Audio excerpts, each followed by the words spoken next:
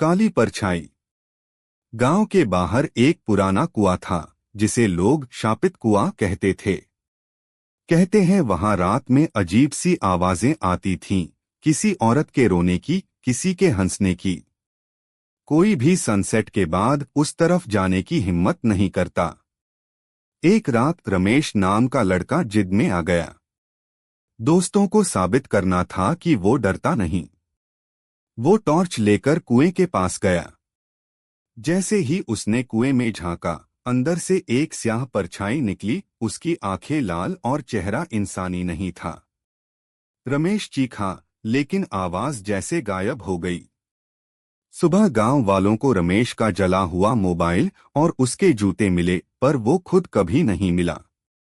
तब से हर अमावस्या को उस कुएं के पास एक परछाई घूमती है और कोई नाम लेकर बुलाती।